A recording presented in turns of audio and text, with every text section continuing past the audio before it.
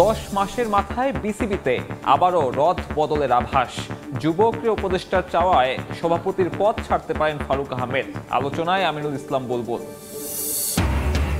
লাল সবুজ জার্সিতে মাঠে নামতে তর সইছে না। ঢাকায় পা রেখে বললেন ফাহমেদুল, সিঙ্গাপুর ম্যাচের প্রাথমিক স্কোয়াড ঘোষণা। প্রীতি ম্যাচ খেলতে ভুটান দল আসছে কাল।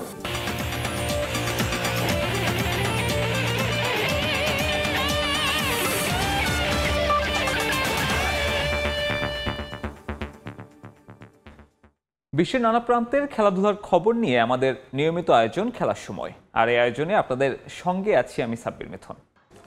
পাকিস্তানের প্রথম টি-20 হারে হতাশ লিটন দাস। লাহোরের বাজে পারফরমেন্স নিয়ে অসহায়ত্ব ফুটে উঠল অধিনায়কের কণ্ঠে। এদিকে ভুল থেকে শেখার পরামর্শ স্পিন বোলিং কোচ মুশতাক আহমেদের। খুবই হতাশ। ম্যাচে আমরা ব্যাটিং, বোলিং, ফিল্ডিং কোনোটাই ভালো করিনি। কিছুই বলার নেই, আমাদের ঘুরে দাঁড়াতে হবে। এখনো 2 ম্যাচ আছে। আমাদের ভুল থেকে শিক্ষা নিতে হবে। বিশ্বাস করি আমাদের কামব্যাক করার সামর্থ্য আছে। টি-20তে ইন্টেন্ট থাকতে হয়। যখন 200 রান তাড়া করছেন তখন কিছুতেই আস্কিং রান রেট 13 হতে দেয়া যাবে না, তাহলে সবকিছু কঠিন হয়ে যাবে। বিসিবিতে আবারও বড় রদ বদলের আভাস। 10 মাসের মাথায় পরিবর্তন আসতে যাচ্ছে বোর্ড প্রেসিডেন্ট পদে। ফারুক আহমেদকে আর সভাপতি হিসেবে দেখতে চান না যুব ক্রীড়া উপদেষ্টা আসিফ মাহমুদ। সাবেক অধিনায়ক নিজে থেকে পদত্যাগ না করলে সরিয়ে দেয়া হবে পরিচালকদের অনাস্থা ভোটে। ফারুক পরবর্তী সময়ে অল্প সময়ের জন্য শীর্ষস্থানীয় পদে দেখা যেতে পারে আমিনুল ইসলাম বুলবুলকে। গত 21 আগস্ট জাতীয় ক্রীড়া পরিষদ কোটায় প্রথমে বিসিবি পরিচালক, এরপর সভাপতি নির্বাচিত হন ফারুক আহমেদ। তবে নতুন দায়িত্বটা সুখকর হয়নি। একের পর এক বিতর্কে জড়িয়ে কোণঠাসা সাবেক অধিনায়ক। মাত্র 10 মাসেই ফারুক আহমেদের সভাপতিত্বে বিরক্ত যুব ক্রীড়া উপদেষ্টা।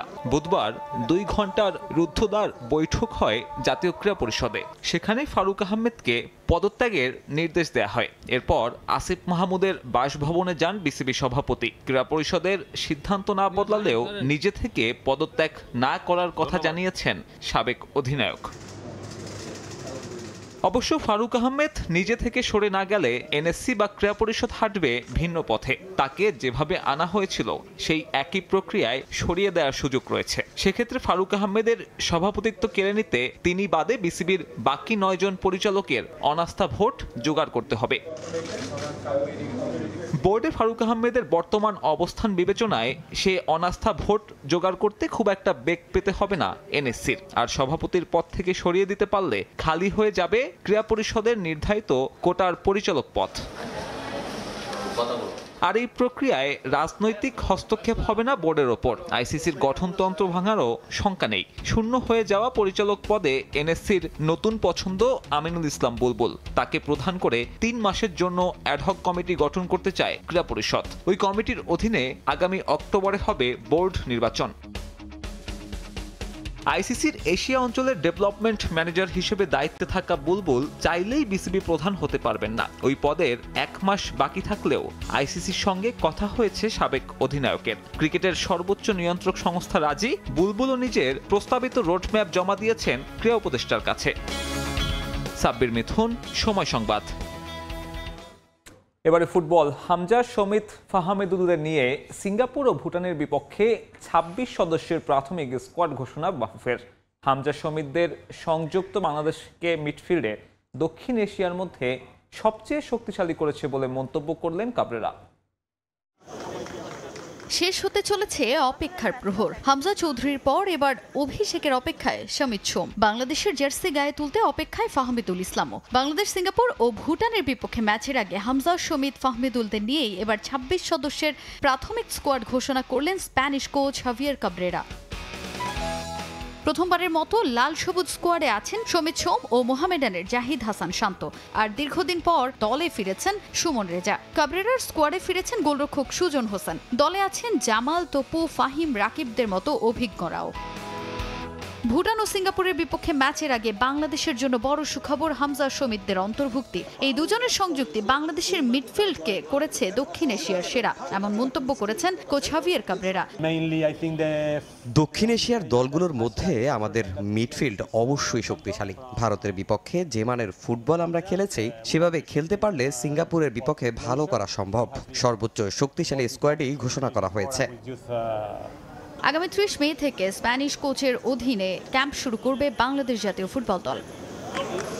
তাজিন খন্দকার, সময় সংবাদ, ঢাকা। লাল সবুজ জার্সি গায়ে জড়িয়ে মাঠে নামতে তর সইছে না।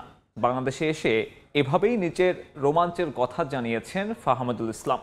আস্থা রাখার জন্য সমর্থকদের ধন্যবাদ জানান এই ইতালিয়ান প্রবাসী ফুটবলার।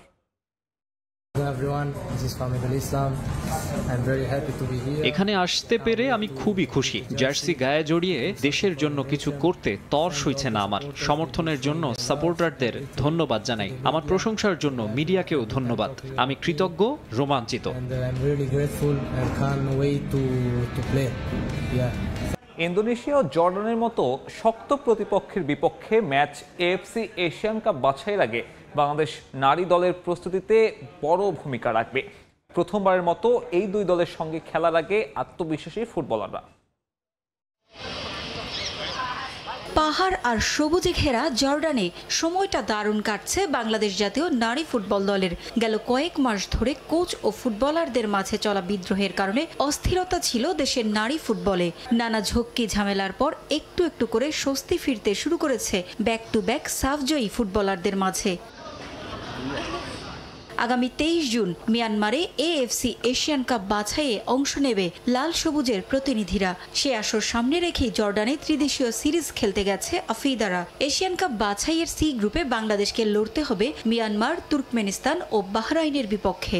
কঠিন গ্রুপ, তাই তো ইন্দোনেশিয়া ও জর্ডানের বিপক্ষে ম্যাচ খেলে নিজেদের আরও ঝালিয়ে নিতে চায় নারী ফুটবলাররা। আগামী 31 মে প্রথম ম্যাচ ইন্দোনেশিয়ার সঙ্গে। এমন প্রতিপক্ষের বিপক্ষে এর আগে কখনো খেলেনি ফুটবলাররা। শক্ত দল হলেও আশাবাদী নারী ফুটবলাররা। আমাদের লক্ষ্য থাকবে হচ্ছে আমরা যাতে ম্যাচটা উইন করতে পারি, বা আমাদের এর আগে কখনো আমাদের ওদের সাথে খেলা হয় নাই, আর ওদের সাথে আমাদের খেলার কোনো অভিজ্ঞতা নাই, তো আমরা আমাদের সর্বোচ্চ দেওয়ার চেষ্টা করব। আগামী 3রা জুন পরের ম্যাচে আফিদারা খেলবে স্বাগতিক জর্ডানের বিপক্ষে। পারভিন আক্তার, সময় সংবাদ। যথাযোগ্য মর্যাদায় বাংলাদেশ পালিত হয়েছে জাতিসংঘ শান্তিরক্ষী দিবস। এ উপলক্ষে রাজধানীর তেজগাঁয়ে আয়োজন করা হয়েছে পিস কিপার রান 2025। ভোরের আড়মোড়া ভাঙেনি তখনও। এর মধ্যেই রাজধানীর পুরাতন বিমানবন্দরে হাজির সশস্ত্র বাহিনীর সদস্যরা। জাতিসংঘের শান্তিরক্ষী দিবস পালন করতেই একত্রিত হন 3 সশস্ত্র বাহিনী এবং পুলিশ সদস্যরা। দিনের শুরুতে শান্তিরক্ষীদের সম্মানে পিসকিপার রানের আয়োজন করা হয়, যা পুরাতন বিমানবন্দর থেকে শুরু করে প্রধান উপদেষ্টার কার্যালয় ঘুরে শেষ হয়। শোভাযাত্রায় সশস্ত্র বাহিনীর সদস্য ছাড়াও উপস্থিত ছিলেন বিভিন্ন ক্যান্টনমেন্ট স্কুল কলেজের শিক্ষার্থীরা। এরপর প্রধান অতিথি হিসেবে অনুষ্ঠানের উদ্বোধন করেন স্বরাষ্ট্র উপদেষ্টা। উপস্থিত ছিলেন বাংলাদেশের জাতিসংঘের আবাসিক প্রতিনিধিও। অন্তর্বর্তীকালীন সরকার শান্তিরক্ষী বাহিনীকে আরও দক্ষ করতে কাজ করছে বলে জানান স্বরাষ্ট্র উপদেষ্টা। The present interim government remains steadfast in its support for UN peacekeeping operation. We will continue to provide highly skilled and well-equipped personnel to serve in mission around the globe. We also reiterate our commitment to enhance the safety and security of our peacekeepers.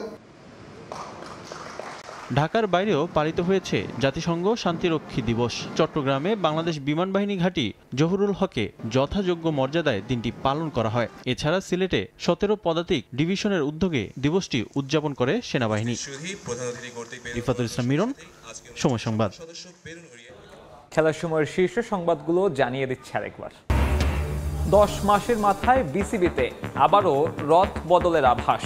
যুব ক্রীড়া উপদেষ্টার চাওয়ায় সভাপতির পদ ছাড়তে পারেন ফারুক আহমেদ। আলোচনায় আমিনুল ইসলাম বুলবুল। এই ছিল খেলার সময়ের এখনকার আয়োজন। সঙ্গে থাকুন সময়ের।